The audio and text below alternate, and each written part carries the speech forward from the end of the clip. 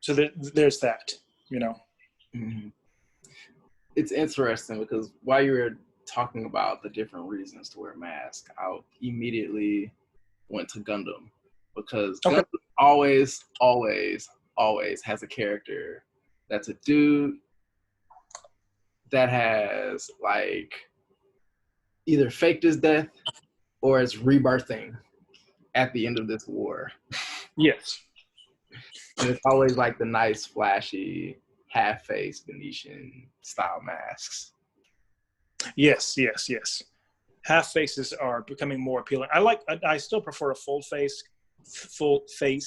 Mm-hmm. but I am gaining an appreciation for a half mask, especially if you're at a real party. You can't have a drink if you got a full.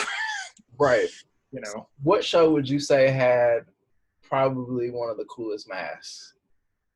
An anime or in general? I'll do anime and then general. You know, two totally different sort of. I'm trying to think, you know, TV shows and masks. I mean, you have The Mask with Jim Carrey. You've got Spawn had an interesting mask. Or Shaq. I'm thinking up. Technically, I mean, like I said, the astronaut. That kind of stumps me. You know, I don't want to. Part of me is reluctant to say this because it's a little cliche, and I don't really like the connotation. But for better or worse, Eyes Wide Shut had some pretty amazing masks. Those were your more traditional look, but I have to say, the contrast the cinematographer and production designer drew with those masks and all the stark darkness and nudity, to be honest, if you take out all the stuff that takes you out of the artistry and is more sensual, which is okay too. It's a part of art. I mean, so much stuff is sensual art, you know. Yes. Italian Renaissance and the French era. Yes. 1600s. Yes. That's so innately in art that you can't not give it its due respect. You can't. And, you know, I'm trying to think of where else. If one gets a chance to, you know, if you get to Venice, great. But if you can't, for a while. Right, don't go to Venice right now. Well, not right now, no. But this, you know, obviously Google is one of our best friends now. I really like looking up the real original Venetian masks, not the stuff they sell at Renaissance fairs, and even when I was in Venice, the tourist places where all these glittery, crazy, bejeweled, you know, over the top, you know, silvery, yada yada yada. I mean, those are okay, but you know, they're mass produced. I'm talking like the stuff where all you have is basically a white base mask, and you go from there. You know, that's the kind of stuff that I really enjoy, not because it's, you know, not sparkly or because it's super simple. No, it just kind of, just like with a white piece of paper, a white canvas, it's like you can go anywhere with it. And you want to make sure you go somewhere that isn't, you know, already definitively mainstream or recognizable. And when you look at, you know, the actors from the, and hold on a second, hold on. Give me just 1 second. Sure.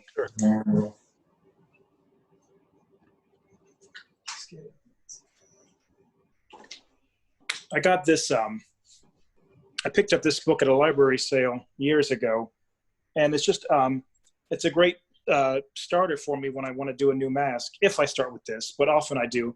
And it's in Italian, so, you know, either look at it just for the pictures or, you know how to read Italian. It's called Mascheria Venezia. And it's an older book, but nevertheless, you know, it's got lots of different paintings and masks in here, but it also has some history behind the carnival and behind the different mask styles themselves, the stories that they come that it comes from. You know, there's also this is getting really niche, so I'll wrap it up because I don't want to go up too far into left field. There's also an opera called opera called Un Ballo di Maschera, I think. Anyway, that's got a lot of, traditionally has a lot of masks in it.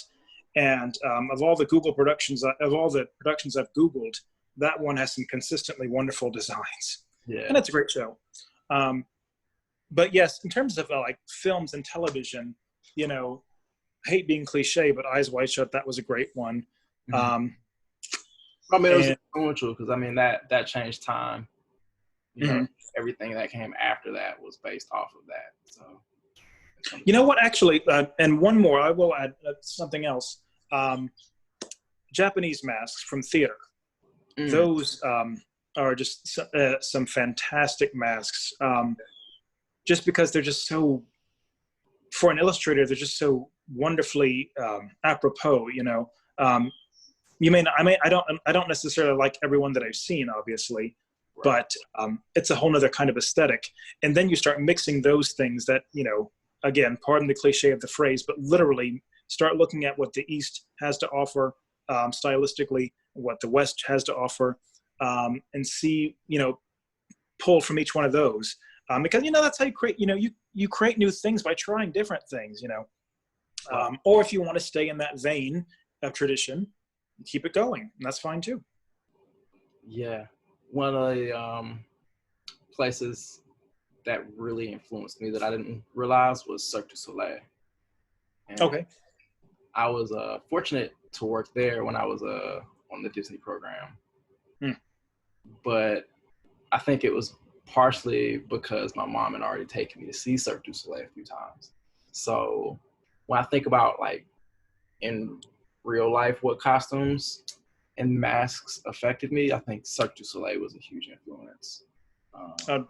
That no surprise. That's the perfect example. And then, you know, when you think about like functionality, yes, they're literally swinging by hair or doing flips or type wiring with, you know, these headpieces. So that element of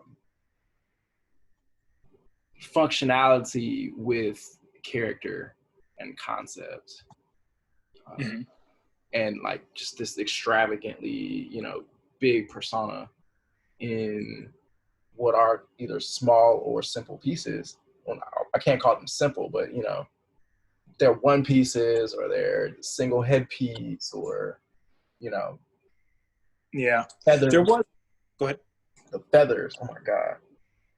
Feathers. Oh, they got to be careful with those. They can be overused. Yeah. There was a performer when I was an intern at Disney. They used Disney Epcot. The Italian pavilion used to have like a mini carnival every day around 3 or 4. And I used to love going to that. It was just terrific. And I just loved watching them. And I, you know, as an artist, I just liked looking at those masks and the costumes. So I would walk around looking at them. And then, unfortunately, one day, I mean, it wasn't terrible. It wasn't like a big embarrassing thing, but to this day, it still kind of gets my goat. This one performer, I think she thought I was stalking her because she gave me this, through the mask, she gave me this really nasty, ugly look. And I was like, don't flatter yourself, honey. But whatever.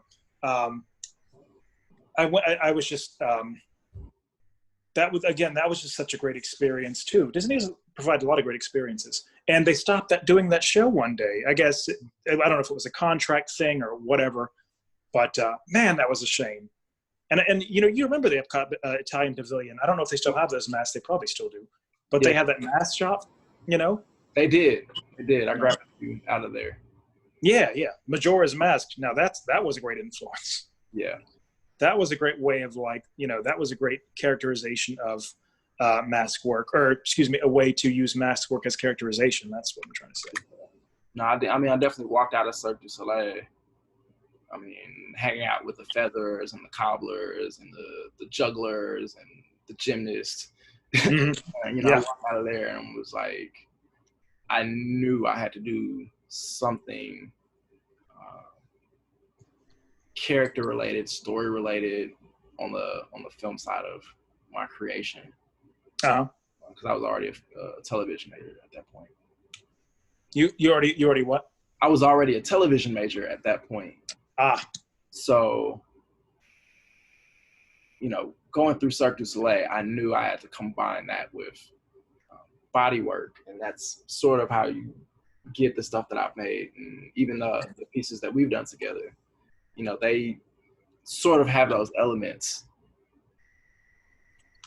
yes, most definitely. Especially when I think about the lines of the body that you see at Cirque du Soleil, that's definitely echoed in your work.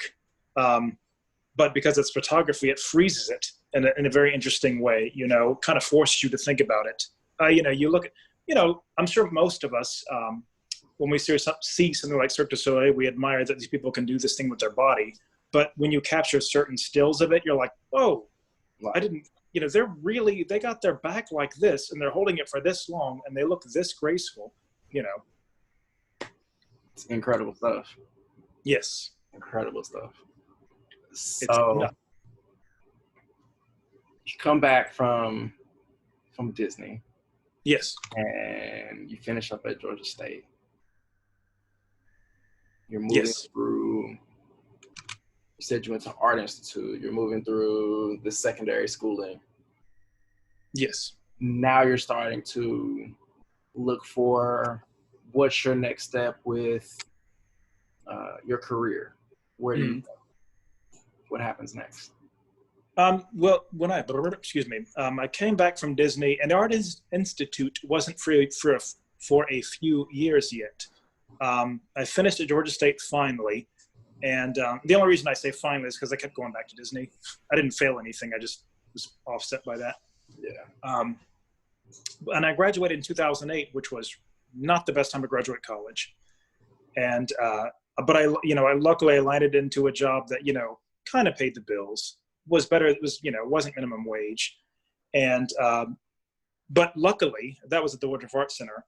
Luckily I was able to still practice my artwork while having a job and, observing who was successful in my eyes at the time. I noticed a lot of these people, if they weren't well-known gallery artists, were people that could animate or do motion graphics or were or could do they were basically people that were computer artists. And so from there I was like, okay, I guess I have to learn how to do the computer stuff now. And Georgia State touched on it, but again, it was mostly traditional at the time. So that's where Art Institute came in. And they had a program called Media Arts and Animation, where as I read through it, I saw that it would equip you, it wouldn't guarantee, but it would equip you with several different professions, equip you with the ability to work in several different professions, even if it wasn't just animation.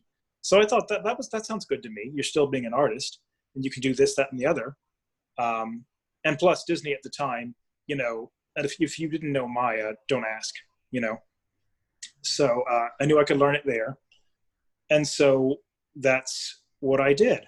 And I come to find out, when I was animating in 2D at Art Institute, frame by frame animation, I learned that I wasn't as much as in love with it as I thought. I still love animation in general, but when I was animating a character that was like crouching, and then he was supposed to spring up with his arms back and then return.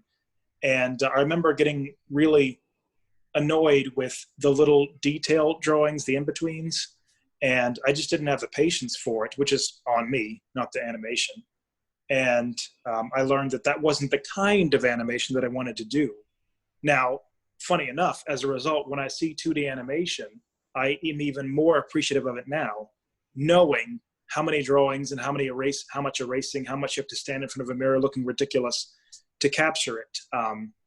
Because I was able to do it, but I just wasn't, I wasn't in love with it.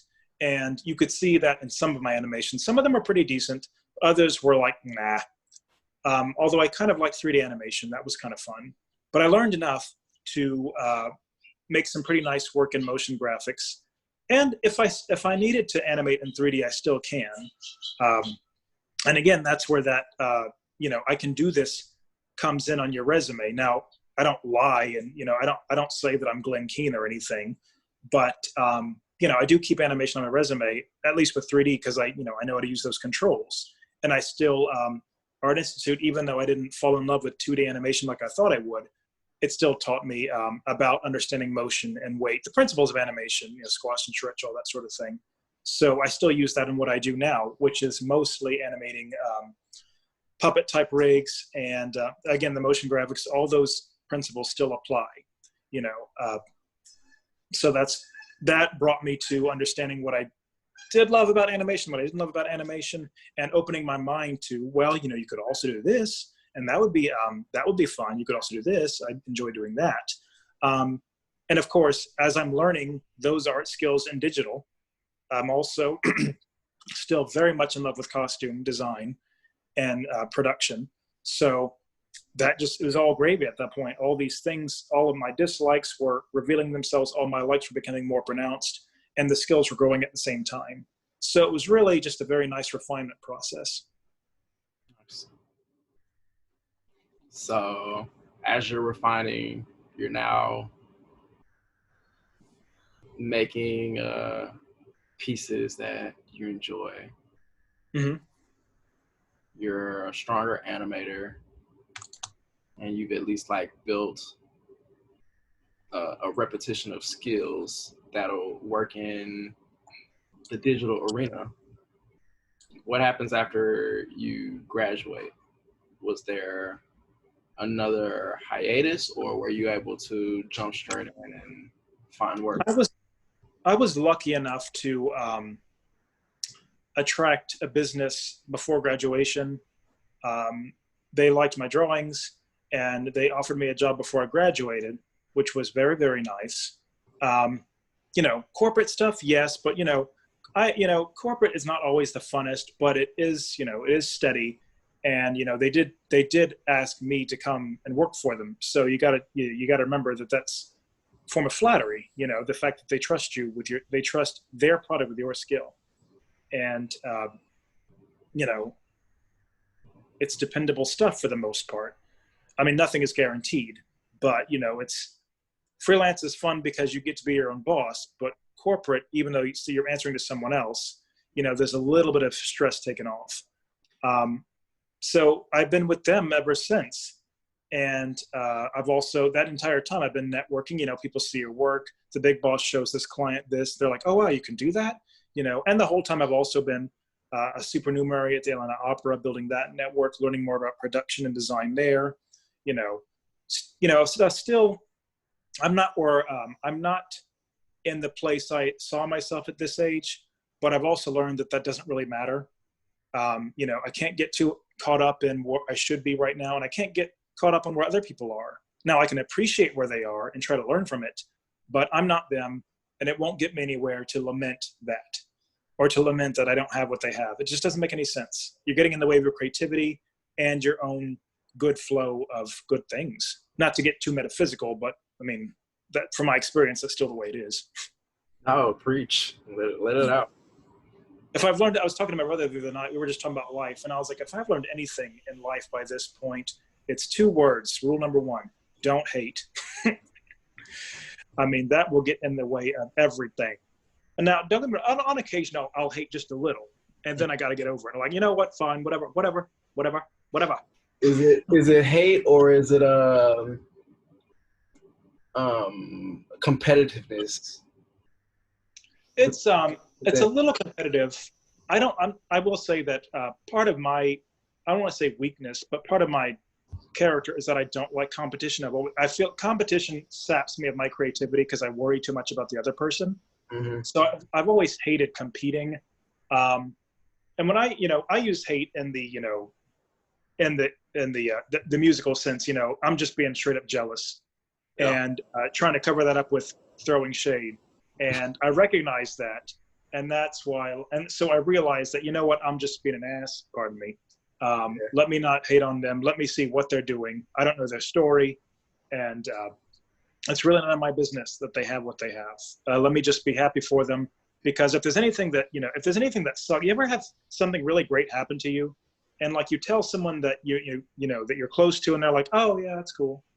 You're just, or they say, yeah, well, it's probably not real. I was like, that is just such a buzzkill. I mean, it doesn't take away what you achieved, but you're just like, really, really, asshole, So No, I try. I think there are two sides of that coin. On one side, every artist, I think, has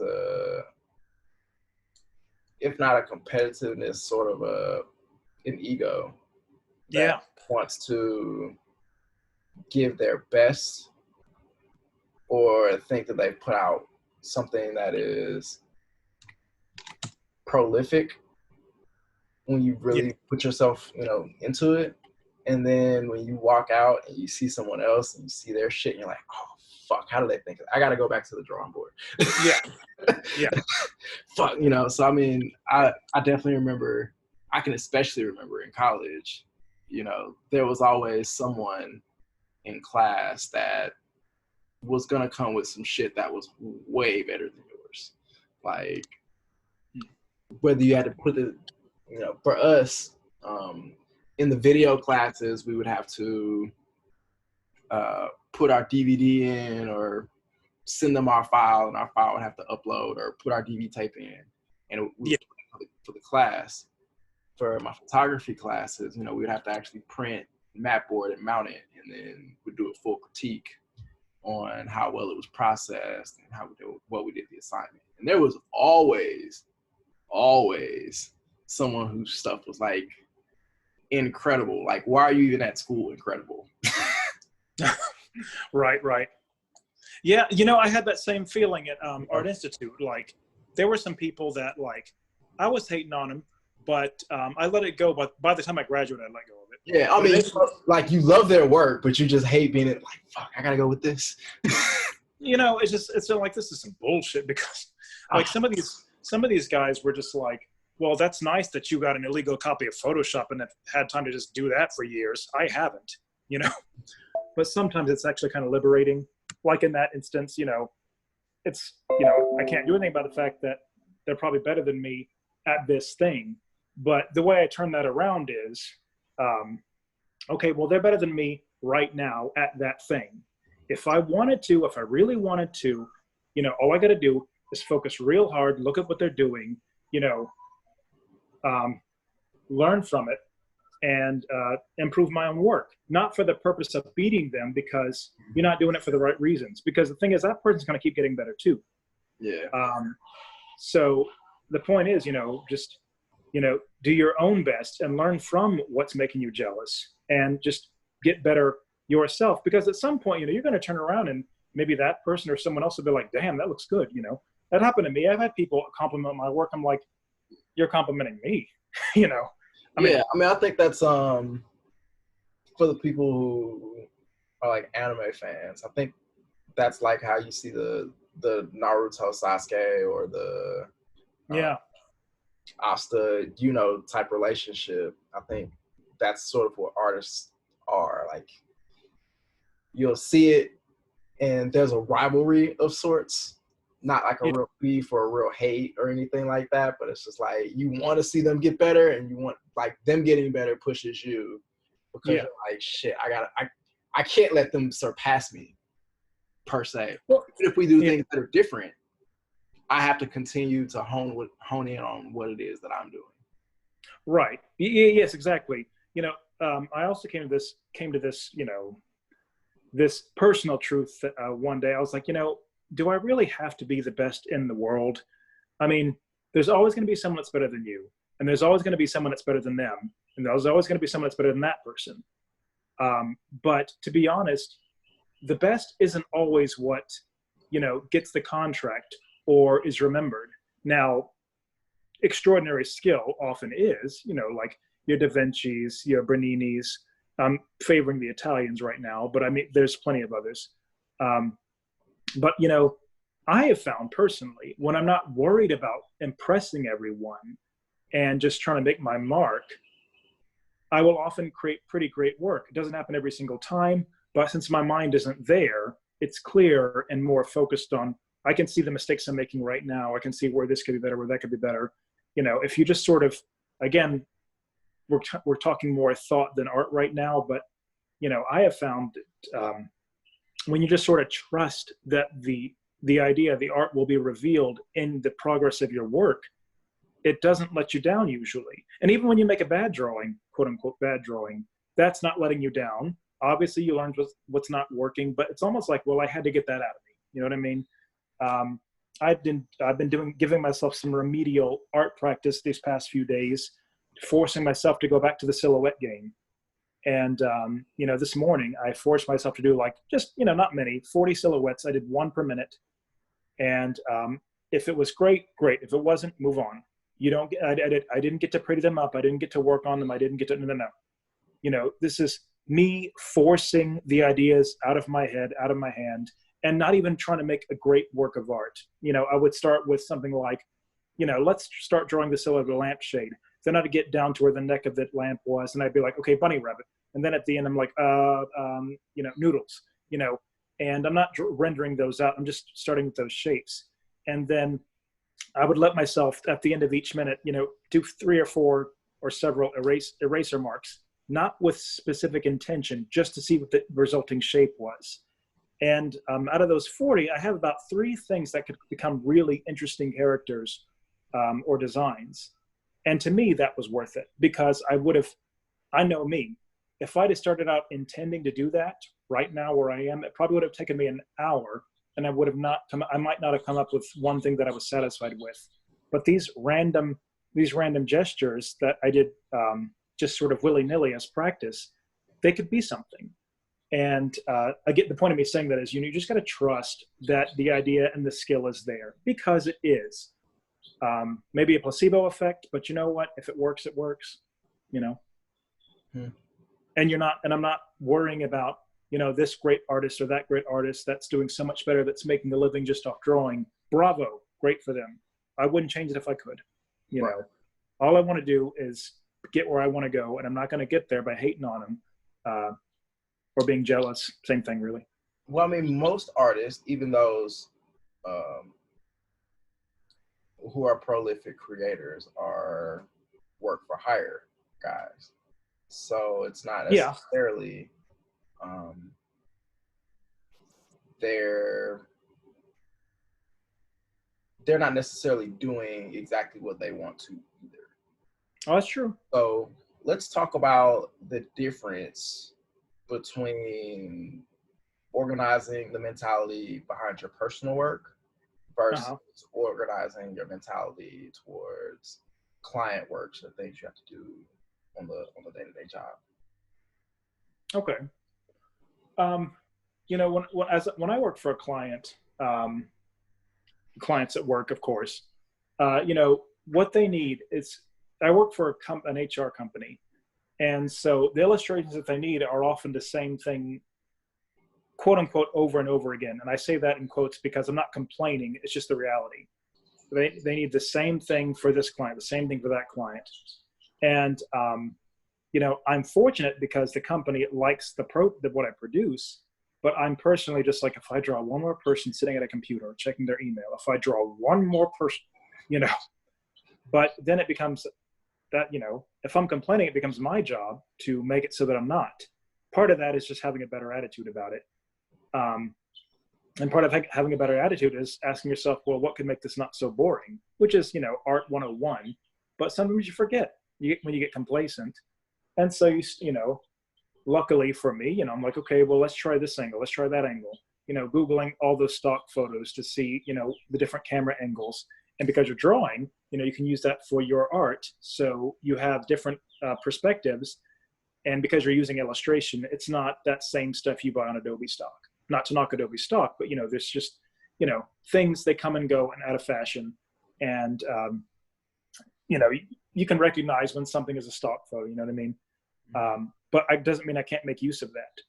So working for clients, yes, it's about what they want, but you still find your own way of putting your own spin on it if you can.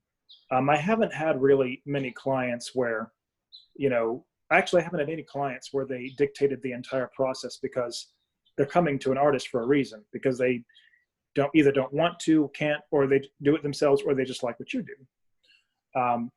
so in the end, they are coming to you because you have something to offer that they, for some reason, can't do themselves or won't, which is not a knock against clients. It's just, again, remember, even though you're not doing what you want to do or making what you want to make, people are coming to you because you're good at what you do. Right. And that's there's a reason we go to the grocery store. What's that? There's a reason we go to the grocery store. Nobody wants. Yeah. Does that answer that question? It does. Yeah.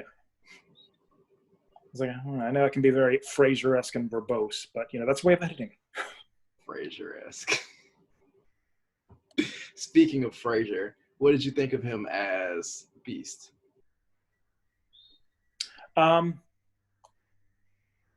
He in the new X-Men.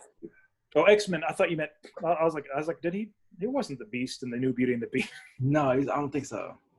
It would be fun if he did get that again, though, huh? I saw that and I was like, okay, sure. I've seen. I wasn't bothered by that. By the time they came out with that X-Men, I was like, I mean, whatever.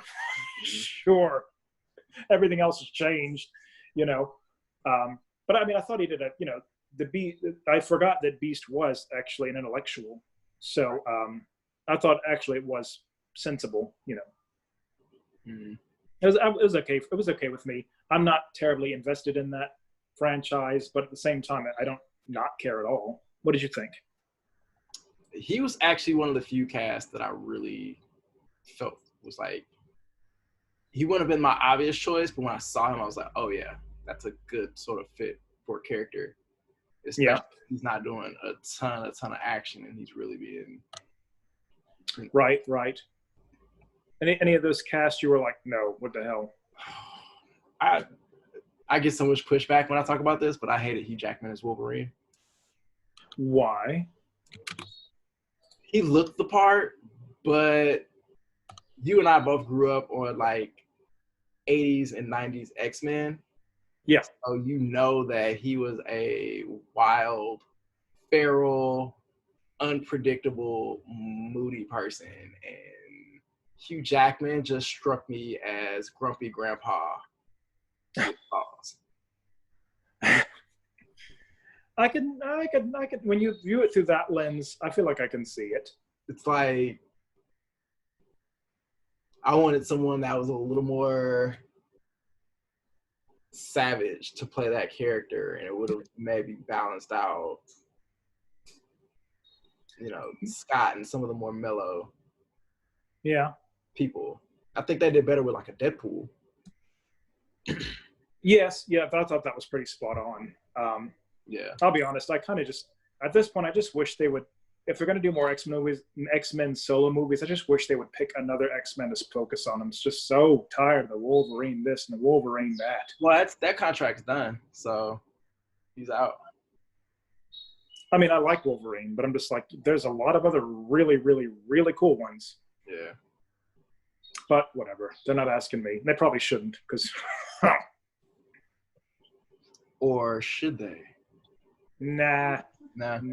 Even though, just because I didn't. I'm a Marvel expert. Ask me, Marvel. I'll do it for you. No, well, just ask. Just because I didn't like it doesn't mean it wasn't good. I just, not my.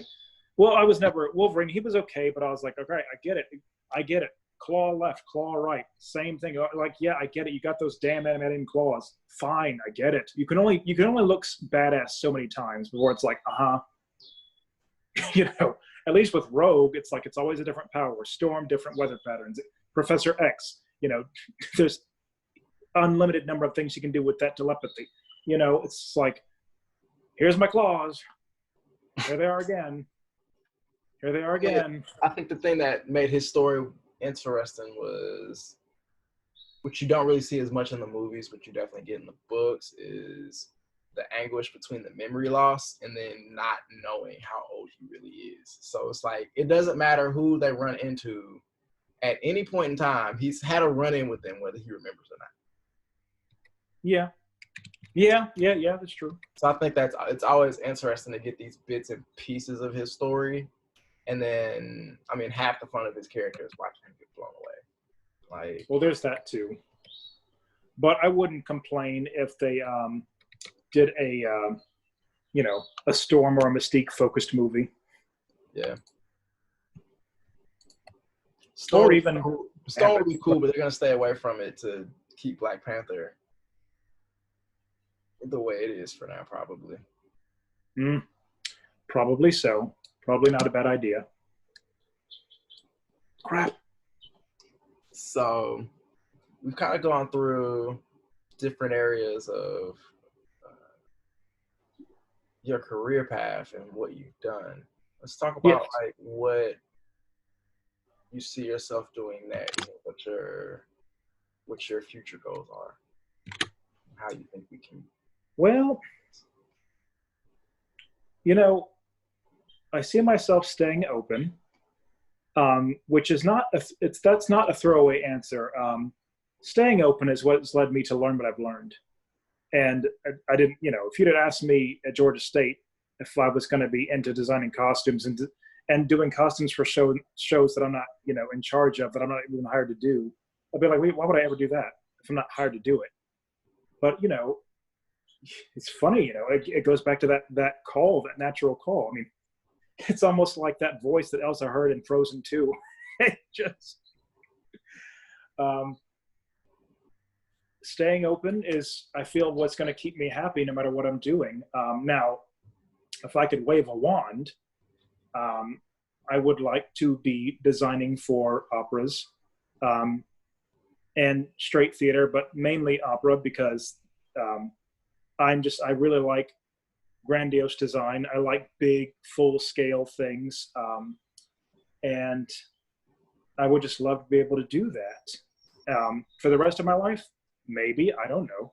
But I do know that I've liked drawing clothing for some years now, and it hasn't gotten away from me. I've interned in that trade when I was in New York.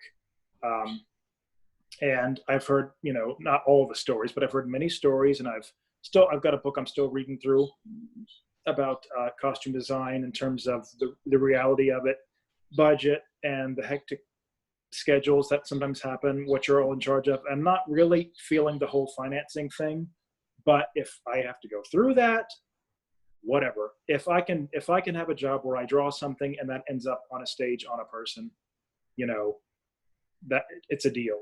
And it doesn't have to just be, it doesn't have to just be costumes. If they're like, well, would you do a set rendering? Would you mind, designing the pieces that are going to be on the set?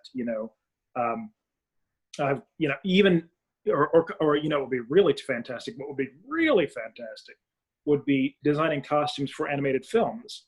It's becoming, to me, I'm becoming, more and more enthralled with, when I was watching Frozen 2 and the first Frozen, I was like, okay, that's a cool gown. That's a cool outfit. That's a cool palette. That's not new, of course, but for me, I'm just noticing it more because animation is becoming so much more sophisticated. It may be something that's still mostly geared for for kids, although I would say families rather, because animators and storytellers are getting a lot better about serving everybody with a lot of movies. But again, the point is it's becoming more sophisticated. So I could even be happy, I think, doing design for that, or building, because I still do 3D modeling, and I still get a kick out of doing that, because again, you can make anything and make it look real if you know what you're doing. And it doesn't, it takes some education, but all you need is to want to do it. And luckily we have the tools. You have the tools at your disposal without having to go to expensive schools now, which I'm not knocking schools. That's how I learn best. I can learn on my own, but I like formal education.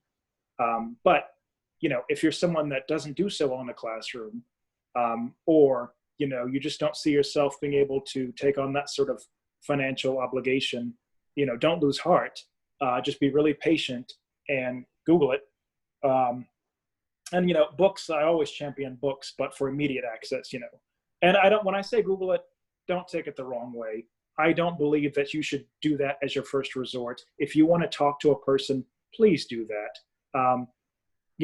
Telling someone just to Google something when they ask you a question, that's kind of an asshole thing to do, or at least, say, I don't know, but I would try Googling this and such, other than just, why don't you just Google it, I personally hate that. It's part of why I went to actual school, because I like learning from actual human beings, because they can express things and explain things when I don't understand the concept, rather than just look at a screen or look at a message board where people are just not really discussing the subject anymore. They're just insulting each other. But yeah, I kind of lost my train of thought there. But where do I see myself? Yeah, hopefully designing, to be honest, hopefully designing costumes and things for opera. I wouldn't knock video games or movies, because, you know, those are still stories, and they just keep getting better and better and better and more in depth. They're serious things. They've always been serious in terms of designing them and making them, but, you know, you can tell a story in a video game now like you never could in, you know, 95. Right. For sure. What you actually answered my next question, which was going to be, what would you tell, you know, budding artist or budding creative that may not have the resources, but you already knocked that out of the park. That was embedded in your last answer. Well, go ahead. You have more to add to that? Concerning that, I would add one thing. What's that? Whether you are 15 or 50, my personal advice still applies. I feel like there's a lot of encouragement and resources geared towards up and coming people that are just going to school or that are still in high school. And I think that is all fantastic and wonderful. But there's a lot of people out there, whether or not they're artists, that have ambitions and goals that sort of throw them away simply because they're not a kid, or because they're in a full-time job and it's just hard for them to practice or have access to it afterwards. And to that, I would say, I'm not going to pretend to know your situation, but please don't let your age, don't let that silly number dictate to you whether or not you belong in your, whether or not you should be still going after your dream or your desire. Please don't let the fact that you no longer are 25 or are considered a millennial, or don't let that, a silly thing like age, because that's something I feel like it's just so prevalent in our culture. You know, when you hear about someone who's accomplished something in the news, so many times the 33-year-old this, the 40-year-old this, the 20-year-old this, it's like, that is a human being first. Their age is kind of inconsequential. So I'm not going to go too deep into that, but please, if I could advise anything else, don't let how old or young you are get in the way of it. Just don't pay attention. That's something that our culture is just really into for some reason. I don't know why. But you still have, you know, if you're alive, that means you've got life to live. And, you know, you could be 40, but what if you live to be 80? You know, that's 40 years where you had time to, you know, try to make it happen. So, yeah, that's such great advice. Man, it is very easy for people to get discouraged or make excuses or feel like, especially if you're an artist, you're like, well, no one's going to see your face. If you've gotten fat and wrinkled, who cares? You know. No, I agree. And, you know, we tend to stop ourselves before we start, or to give ourselves the excuse that we're going to fail. Right. We've had an opportunity to really water the seed to see. Yeah. Bro. Yeah, or that they're so much better. Because, like, there's people that are going to look at my work and be like, who's he? He can't do shit, you know. And, you know, that's fine. You know, I still feel that way about a lot of my work. It needs so much more practice. But I'm not going to stop drawing. I'm not going to stop posting things, because eventually I will be a lot more badass. And my work will look like the kinds of people's work I like. I can't worry about, you know, I can't perpetually worry about opinions that don't really matter, or comments that aren't going to help me be better. If someone just wants to be insulting, then I have no time for that. But if you say, that's okay, but maybe you should try this, or have you considered this, I can listen to that. That's what's up, bro. You know what I mean? Yeah, no. And now you guys know why I think this guy is such an amazing person. He's been a great friend of me for long. You're flattering, but I appreciate it, and I thank you. And I appreciate you so much for sitting with us while you're working from home. Actually, before I wrap this up entirely, talk about how that's been, what your process has been in the last few weeks, working from home, dealing with the virus and the outspread of that. It's like a lot of us, I've had to basically kind of, the self-discipline I kind of had, like I don't mind working from home, but yeah, I have had to sort of find ways of making it interesting when it gets to be a little too repetitive. Now, luckily, because I'm doing artwork, it doesn't get repetitive as often, but you're an artist. Sometimes you'll be working on something that's creative, but the creativity just is not coming. You're just like, I got nothing for this. I spend a lot of time in technical limbo. There's a thing that's broken. There's a piece of the project I can't do until the next piece is done. So yeah, that happened to me today. I got booted off the VPN, technical issues. So I was about an hour, not twiddling my thumbs, but I could have. And there was really nothing I could do for work at the moment because everything, all the files I was working on, they're up in a cloud that I can't get to. So what did I do? I was like, you know what? This is a good time to draw some noses. This is a good time to let me see if I can make an eyeball more cartoony. Because my style of artwork could use a little more flexibility and plasticness to it. So that's what I did. Or, as we've all been hearing, and for good reason, I was like, this is a good time to do some squats. This is a good time to do some push-ups. It's good, because, we all want to, look, a lot of us want to, use this time, maximize our use of this time. So, and of course, that sort of gets the blood pumping better, more thoughts start coming into your head, that sort of thing. By the time you're finished doing that, you kind of want to sit down and draw some more, and before you know it, you get an email, hey, you're back online. So I just sort of use the time at home to work, obviously, for work. But when I have a moment, I was like, let's just take a few minutes and sketch this down, see what we come up with. Keep those muscles, keep those hand muscles fluid, keep that eye-brain-hand relationship going. It's all learning, it's all good. And that's something so important that you just said, was the fact that even when you have these down moments, you could still do micro lessons on your skill sets, on your other skill sets. So it's never, something's never being completely denied, even though you have to work somewhere else or in another medium. Right. And there's just so much to learn. With drawing, I've been on this kick where I keep on going between anatomy, clothing, head specifically, features, and then just plain old object observation, drawing a lamp or a card table, or, for some reason there's a beanie baby next across from me. I don't know where that came from, but it's a camel. And, this would be an excellent thing to draw. Just, because you're like, how can I capture that? How can I capture the fur on the legs versus that long, shaggy fur on his neck? And, how can I make that look like a toy and not a real camel, other than the proportions, So there's a challenge there, Right. So thank you so much for joining us today. I appreciate your time. And we'll definitely have to have you come back on another day and talk some more. Well, yeah, let me get some more impressive stuff under my belt, and then tell everybody where they can find you, they can link up with you, they can see your work, and how they can stay connected. Oh, well, okay. I'm being a little vulnerable here, but my website is jleehunter.com, JLEE-hunter.com.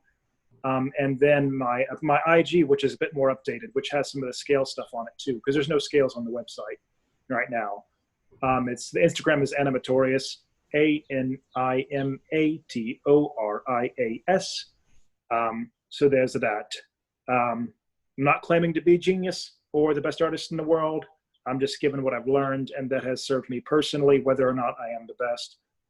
It has made me happy, and I still keep on doing what I do, not because I feel like I have to, because I still want to. So if you can use that, please. There you have it, folks. The humble, the talented, the amazing Jared Hunter. Well, Thank you, Skylar.